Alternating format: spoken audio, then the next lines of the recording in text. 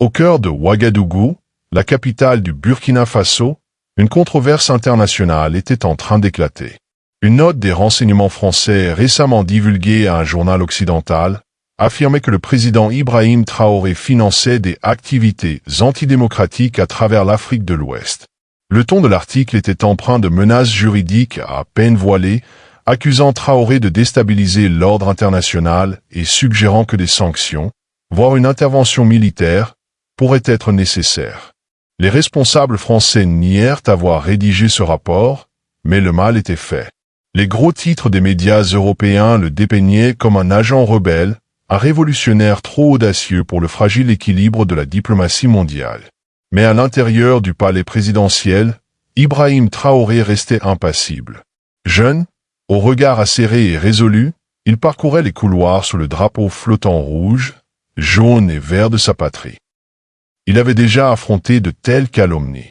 Pour l'Occident, sa vision d'une Afrique unie, autonome, et de la création d'une nouvelle monnaie africaine, un système monétaire indépendant libéré des institutions héritées de l'ère coloniale, comme le franc CFA, représentait une menace trop grande pour être ignorée. Pourtant, pour des millions d'Africains, il était un symbole d'espoir. Traoré avait toujours cru que la véritable souveraineté n'était pas seulement politique, elle était aussi économique. C'est pourquoi, malgré les pressions du FMI et des anciennes puissances coloniales, il annonça la création de l'Union monétaire africaine, une monnaie numérique panafricaine adossée à l'or, aux produits agricoles et aux minerais rares. L'Afrique ne doit plus mendier sa propre richesse, déclara-t-il lors d'une adresse enflammée. Nous n'avons pas besoin d'aide étrangère. Nous avons besoin d'un commerce équitable. Nous n'avons pas besoin de pitié. Nous avons besoin de pouvoir. Dans l'ombre, ses ministres fidèles travaillaient sans relâche. Parmi eux se trouvait Gabriel Caboret, un chef du renseignement austère, réputé pour ses instincts quasi surnaturels. Ces derniers temps, Gabriel devenait de plus en plus méfiant. Des documents gouvernementaux sensibles fuyaient vers des sources inconnues. Les schémas de cryptage étaient complexes, bien trop sophistiqués pour une simple faille aléatoire. Il soupçonnait un acte d'espionnage. Traoré l'autorisa à enquêter discrètement. Gabriel assembla une petite unité de confiance. Fatoumata, une brillante cryptographe originaire du Sahel, et Adama, un agent de terrain profondément infiltré dans le réseau régional des télécommunications. Leur mission, démasquer la fuite et protéger la révolution depuis l'ombre. Ce qu'ils ignoraient encore, c'est qu'à Paris, Jean-Luc Dupont, un agent français chevronné, avait été dépêché sous couverture diplomatique. Ses ordres étaient clairs. Saboter la poussée du Burkina Faso vers l'indépendance monétaire, recueillir des renseignements sur les alliances étrangères de Traoré et ralentir la formation d'un bloc économique africain. Jean-Luc était un maître du déguisement, un fantôme dans les cercles diplomatiques. Mais ce qu'il n'avait pas prévu, c'était que le cercle de Traoré le surveillait déjà. À Ouagadougou, la tension montait. Souleymane Diallo, ministre des Affaires étrangères, appelait à la prudence. Monsieur le Président, l'Occident nous observe. Un faux pas et ils écraseront notre économie avec des sanctions. Mais Traoré demeurait serein. Ils ont déjà essayé, répondit-il calmement. Et pourtant, nous sommes toujours là. Plus forts. Pendant ce temps, dans les rues du Burkina Faso, l'esprit du changement était palpable. Dans les marchés colorés, les femmes vendaient des textiles tissés à la main représentant les visages des révolutionnaires africains. Dans les cafés de rue, les hommes débattaient de politique à l'ombre de fresques montrant une carte de l'Afrique sans frontières coloniales. Les enfants couraient pieds nus, brandissant de petits drapeaux nationaux en riant. C'était une nation renaissante, unie non par la peur, mais par une détermination commune. Puis, lors d'une réunion sécurisée à minuit, Gabriel présenta ses découvertes. « Monsieur le Président, dit-il, la voix rauque d'urgence, nous avons des preuves de l'opération d'un agent étranger au sein de notre réseau de télécommunications. Il cible notre réseau monétaire. Si nous n'agissons pas maintenant, ils feront s'effondrer notre réforme financière avant même son lancement. » Traoré ne broncha pas. Il hocha simplement la tête. « Faites ce qui doit être fait. » Ce qui suivit fut rapide et silencieux. Fatoumata traça les empreintes digitales numériques jusqu'à une connexion privée de consulat. Adama localisa les signaux physiques. En quelques jours, Jean-Luc fut démasqué, non pas avec éclat public, mais avec une efficacité discrète. Son départ fut négocié par des canaux diplomatiques parallèles. Mais le message était clair, l'Afrique ne se laisserait pas saboter dans le silence.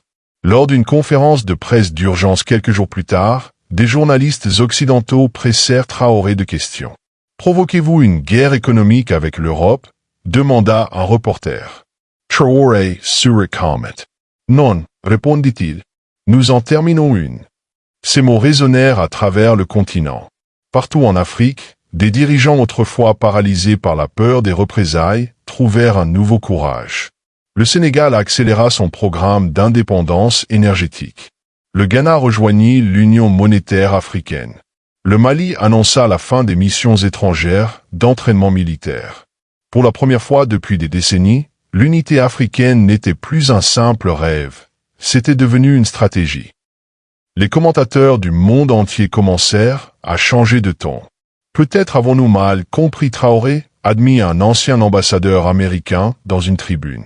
Ce n'est pas un rebelle, c'est un réformateur. Et l'Afrique pourrait en sortir grandie. L'héritage de Traoré était en train de se réécrire en temps réel. Loin de l'image du chef militaire autoritaire que les médias lui avaient jadis accolé, il devenait le visage de l'autonomie africaine, un leader qui osait défier le monde, non par les armes, mais par la vision. Des cendres des menaces judiciaires et des calomnies politiques émergeait un nouveau récit, un récit qui honorait un continent en pleine ascension, selon ses propres termes. Et, en son centre, se dressait un homme dont le silence était aussi puissant que ses paroles, Ibrahim Traoré. Pendant ce temps, les doigts de Gabriel dansaient rapidement sur le clavier tandis que des fichiers cryptés envahissaient le grand écran devant le président et son cercle rapproché. Les données étaient irréfutables. Des schémas avaient été découverts, des messages chiffrés envoyés régulièrement à des serveurs européens, dissimulés sous des couches de codes sophistiqués. Parallèlement, Adama avait confirmé qu'une personne à l'intérieur même du palais avait manipulé des documents stratégiques classifiés, divulguant des informations sensibles sur les réformes économiques et les alliances panafricaines. La conclusion était glaçante. Ce n'était pas une simple faille aléatoire, c'était une trahison minutieusement planifiée, orchestrée avec la précision d'une opération étrangère. Le nom au centre de toute cette affaire, Jean-Luc Dupont. Jean-Luc, inconscient du piège qui se refermait lentement sur lui, continuait à se déplacer dans Ouagadougou tel un fantôme en plein jour. Il assistait à des réceptions de haut niveau, souriait pour les photos et sirotait du vin aux côtés des diplomates. Officiellement, il était enregistré comme consultant européen en commerce. Officieusement, il était un agent expérimenté des services de renseignement français, chargé de surveiller et en fin de compte de saboter l'influence grandissante de Traoré. Chaque semaine, Jean-Luc transmettait des rapports codés à Paris. Il détaillait l'accélération des plans du Burkina Faso pour remplacer le franc CFA par la nouvelle monnaie africaine, une devise numérique conçue pour libérer les nations ouest-africaines de la dépendance monétaire. Il avertissait ses supérieurs des liens de plus en plus profonds entre Traoré, la Guinée, le Mali et le Ghana, tous unis derrière une vision d'unité africaine. Ce qu'il ne savait pas, c'est que chacun de ces messages cryptés avait déjà été déchiffré par Fatoumata et stocké dans un coffre-fort numérique sécurisé. Puis vint le tournant. Par une matinée brûlante, chargée de promesses de confrontation, Gabriel convoqua une réunion d'urgence. À l'intérieur de la salle de conférence sécurisée, les ministres se rassemblèrent, anxieux, vigilants, certains visiblement ébranlés. Lorsque les lumières s'éteignirent et que le projecteur s'alluma, la première image projetée fut un journal de transmission détaillé. Ensuite vinrent les photos. Des captures de surveillance de Jean-Luc lors d'événements, des images de lui entrant dans une salle de serveur restreinte. Et enfin, son identité réelle, imprimée en gras. Un silence oppressant envahit la pièce. Tous comprirent immédiatement ce que cela signifiait. Accuser publiquement un agent de renseignement étranger, en particulier issu d'un État européen puissant, revenait à risquer un affrontement diplomatique total. Les ambassades pourraient être fermées, les aides suspendues, des sanctions imposées, voire pire, des menaces militaires soufflées derrière des portes closes. Mais Traoré ne vacilla pas. Nous ne sommes plus esclaves de leur silence, déclara-t-il d'une voix ferme. Si nous laissons la peur nous gouverner, nous resterons à jamais leur sujet. Il ne s'agit pas seulement d'espionnage. Il s'agit de notre droit à défendre notre avenir. Il se tourna vers Gabriel. Préparez l'opération. Nous l'exposerons. Et nous le ferons selon nos propres termes, dans notre langue, sur notre sol. Les jours suivants furent un tourbillon d'activités. Alors que les observateurs internationaux arrivaient pour un sommet sur le développement africain, l'équipe de Traoré agissait rapidement. Chaque protocole de sécurité fut revu. L'équipe médiatique prépara des déclarations. Fatoumata et Adama travaillèrent de concert pour tracer le dernier chemin numérique reliant les fichiers piratés du Burkina Faso au dispositif de Jean-Luc. Et quelque part, dans le quartier des ambassades, Jean-Luc commença à ressentir la pression. Ses contacts à Paris se firent distants. Les protocoles de cryptage ne répondaient plus. Au début, il mit cela sur le compte des lenteurs bureaucratiques. Mais bientôt, il sentit l'évidence dans l'air. Il n'était plus invisible. Pourtant, il resta déterminé. J'ai affronté pire, se dit-il, ajustant sa cravate avant une nouvelle réception du sommet. Je terminerai la mission et disparaîtrai. Comme toujours. Mais cette fois, les choses étaient différentes. La veille de la cérémonie d'ouverture du sommet, le président Ibrahim Traoré convoqua une dernière réunion privée. Il s'assit avec Gabriel et Fatoumata dans une salle éclairée à la bougie, bordée de livres, de cartes et de siècles d'histoire africaine. Demain, dit-il, il ne s'agit pas seulement d'une révélation. Il s'agit de vérité, de dignité. Que le monde voit que l'Afrique ne se laissera plus manipuler dans l'ombre. Ces mots tranchèrent le silence comme un feu. Nous ne sommes pas en colère. Nous sommes éveillés.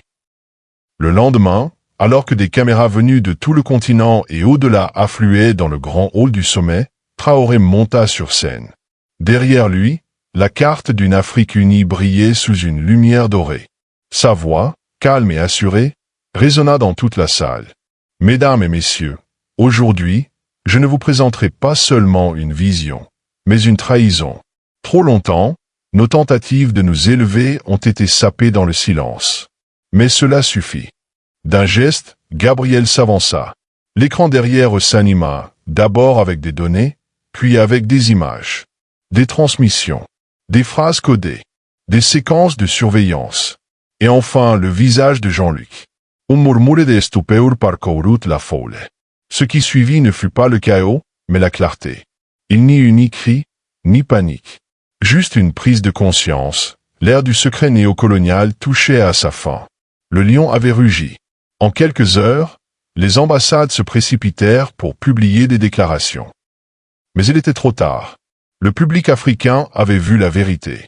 Les commentateurs internationaux, autrefois sceptiques vis-à-vis de Traoré, commencèrent à reconsidérer leur position. Ce n'est plus une question d'un seul homme, déclara un journaliste kényan. C'est un continent qui se dresse fièrement.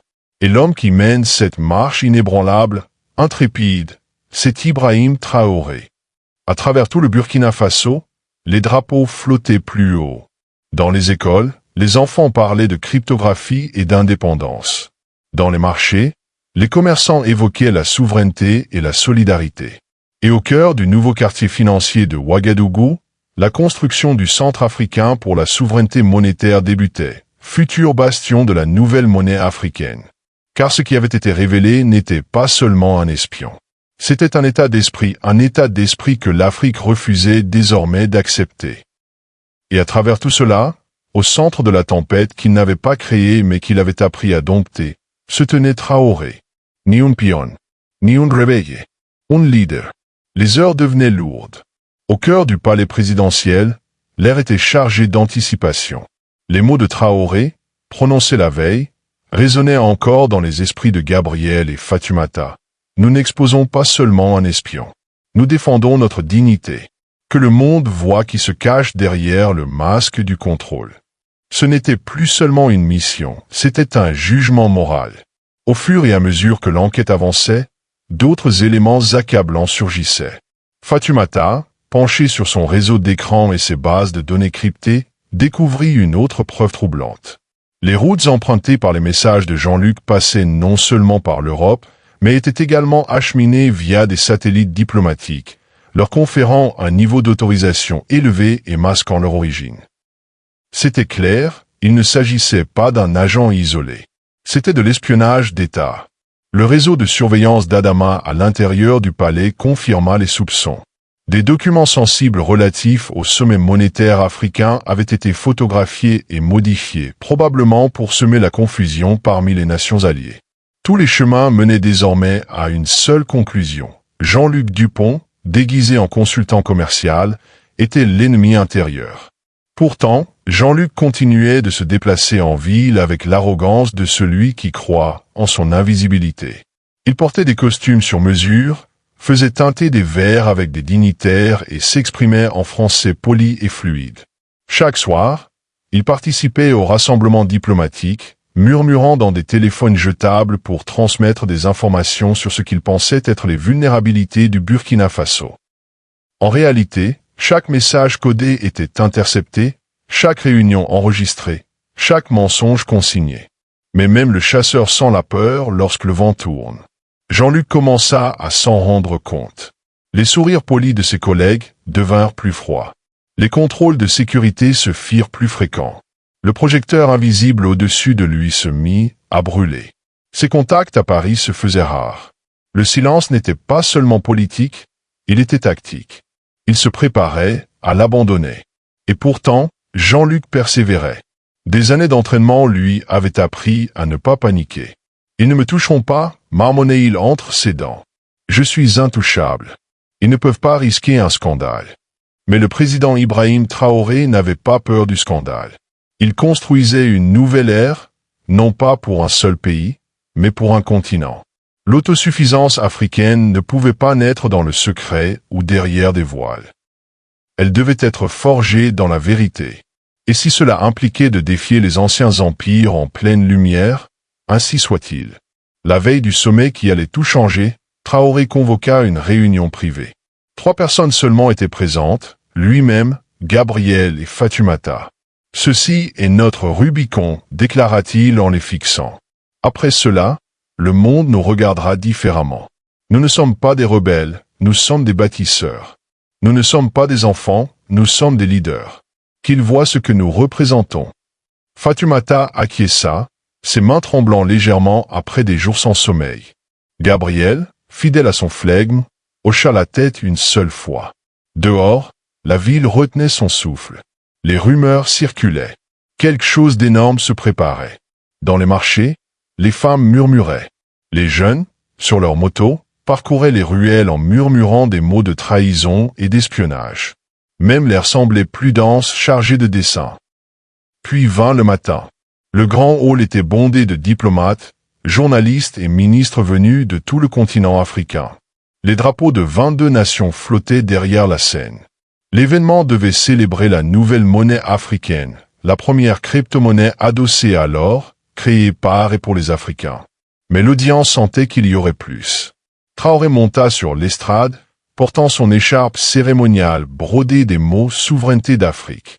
Il parcourut la salle du regard, non pas avec défi, mais avec clarté. « Mes frères et sœurs », commença-t-il. « Aujourd'hui, il ne s'agit pas seulement d'économie. Il s'agit de vérité. Nous avons été manipulés dans le silence pendant trop longtemps. Mais ce silence est désormais brisé. Les lumières s'éteignirent. L'écran derrière lui s'illumina du blason du Burkina Faso. Puis vinrent les preuves. Journaux numériques, messages interceptés, transmissions satellitaires, images de Jean-Luc pénétrant des zones sécurisées, données issues du travail de décryptage de Fatoumata, images capturées par Adama. C'était méthodique, imparable, dévastateur. Enfin, l'image finale, la carte d'identité diplomatique de Jean-Luc, placée à côté d'un dossier classifié des renseignements français confirmant son rôle. Des exclamations stupéfaites traversèrent la salle. Les chaises grincèrent. Les caméras zoomèrent. Jean-Luc, assis dans l'auditoire, blêmit. Traoré ne haussa pas la voix. Il ne demanda pas vengeance. Il dit simplement, « Ce n'est pas une guerre. C'est un éveil. » Les conséquences furent immédiates. Certains délégués européens quittèrent la salle en silence. D'autres restèrent, pétrifiés. Mais à travers le continent africain, quelque chose avait changé. Pour la première fois, une nation avait osé lever le voile, et l'avait fait avec grâce, preuve et courage. Les médias africains relayèrent la révélation avec fierté. Le Burkina Faso démasque l'Empire, titra un journal. La révolution silencieuse de Traoré rugit, titra un autre. Mais surtout, les peuples le ressentirent. Au Ghana, des étudiants défilèrent en soutien à la nouvelle monnaie africaine. Au Kenya, les commentateurs exigèrent un audit des conseillers étrangers. Au Mali, des protestations éclatèrent pour réclamer le contrôle local du commerce. Et au Burkina Faso, la capitale fut envahie par des foules, non pas en colère, mais en solidarité.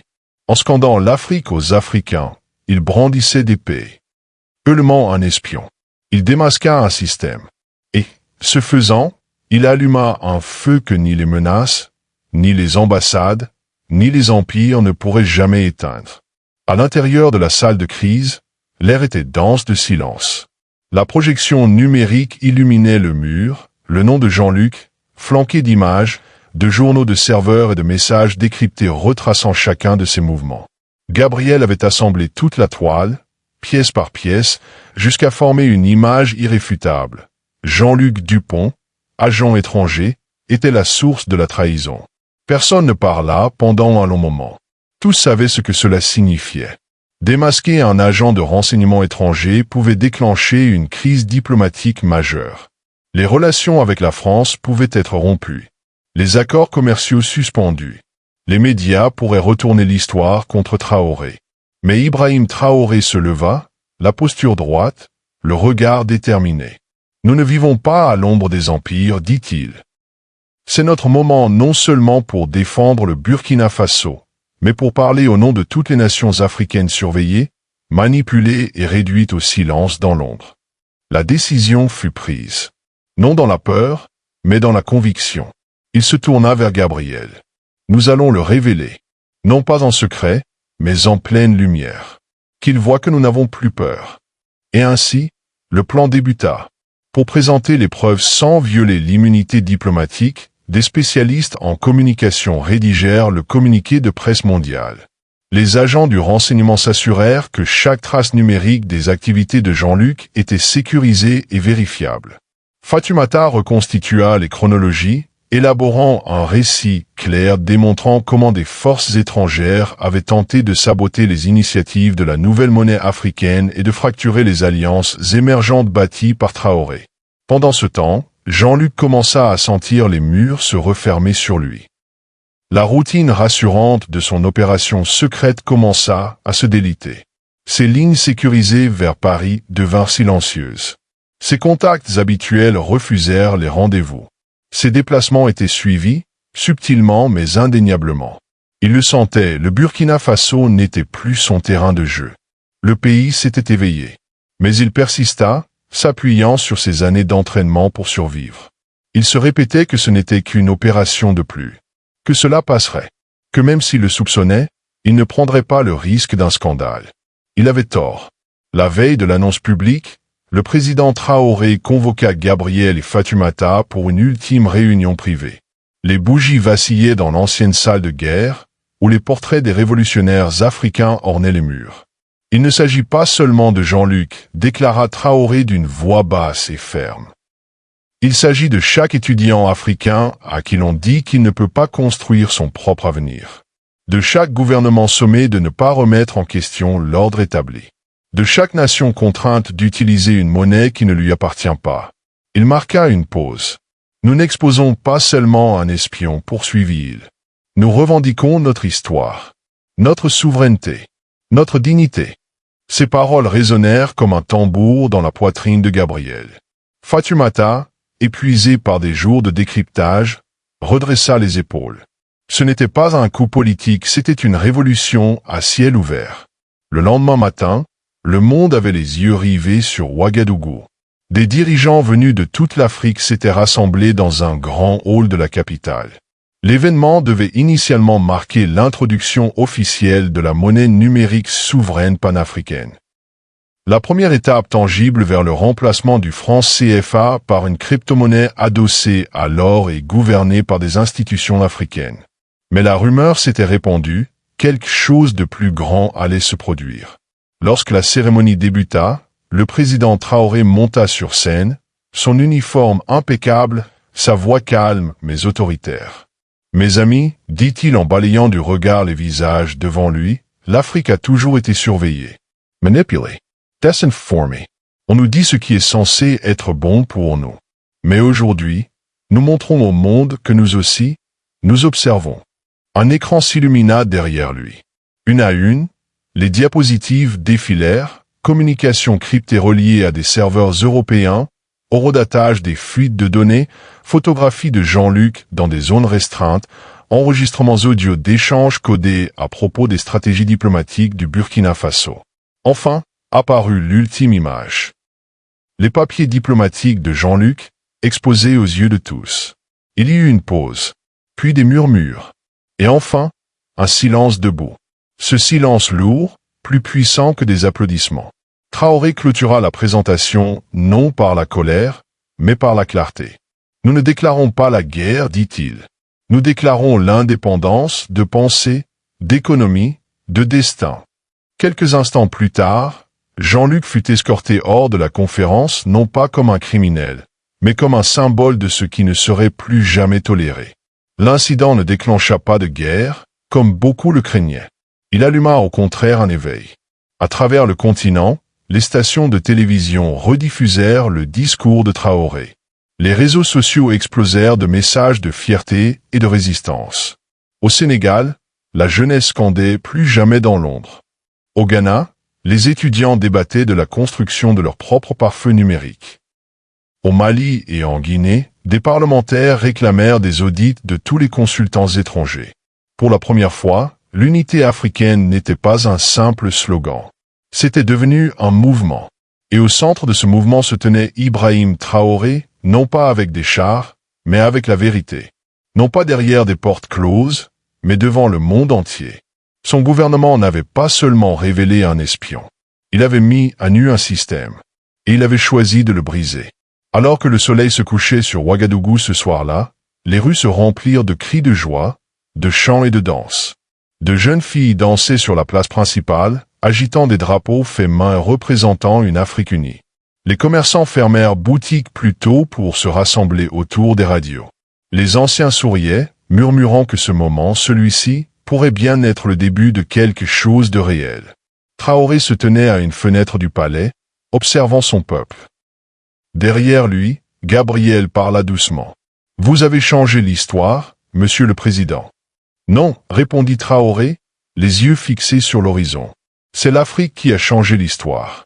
Je me suis simplement refusé à la laisser être écrite à notre place. Dans le théâtre instable de la géopolitique mondiale, la perception est souvent une arme plus redoutable que les balles.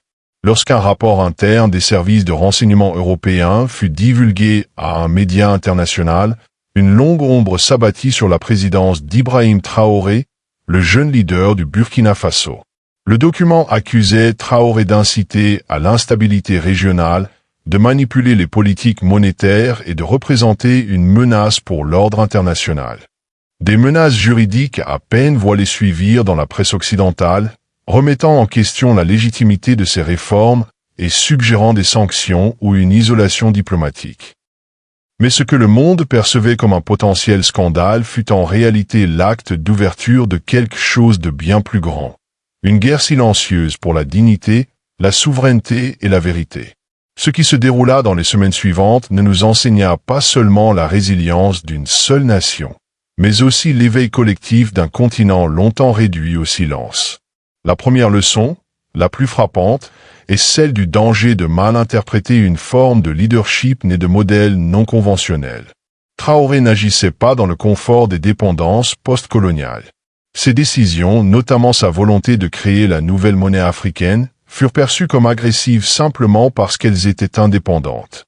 Pendant des décennies, de nombreuses nations africaines restèrent attachées au franc CFA, une monnaie dont le contrôle échappait au continent. L'initiative de Traoré visant à introduire une monnaie numérique adossée à l'or n'était pas une rébellion. C'était une déclaration. Une affirmation que l'Afrique pouvait concevoir ses propres systèmes financiers, commercer selon ses propres termes et cesser de dépendre de structures héritées de la colonisation. Or, une telle autodétermination fut perçue comme une menace, non pas parce qu'elle était erronée, mais parce qu'elle remettait en cause les hiérarchies existantes. C'est là la deuxième leçon. L'autonomie est souvent confrontée à la résistance, non à cause de ses défauts, mais à cause de sa puissance. L'introduction de la nouvelle monnaie africaine n'était pas seulement un acte économique. C'était une révolution psychologique. Elle disait aux enfants africains que leur avenir n'avait pas à être mesuré en devises étrangères. Elle disait aux commerçants africains que leur travail n'avait pas à être filtré par des taux de change imposés. Elle disait aux dirigeants africains que les règles de la finance pouvaient être réécrites depuis Ouagadougou et non depuis Paris. En Occident, cela fut présenté comme radical. Mais pour les Africains, c'était rationnel. La vision de Traoré ne naissait pas d'une idéologie abstraite, mais de l'expérience vécue. Il avait vu comment la dépendance paralysait les gouvernements, comment des consultants étrangers imposaient des budgets nationaux, comment l'innovation africaine était étouffée au profit de solutions importées. En coupant les liens de la dépendance, Traoré ne changeait pas simplement des politiques, il ravivait la fierté. La troisième grande leçon est que l'unité ne naît pas des traités, elle naît de la vérité. Lorsque le gouvernement de Traoré découvrit qu'un agent étranger, opérant sous couverture diplomatique, infiltré dans leurs systèmes internes, fuyait des informations sensibles vers des puissances étrangères, cela aurait pu semer le chaos. Le choix prudent aurait été de l'expulser discrètement pour éviter un incident international. Mais Traoré choisit une autre voie.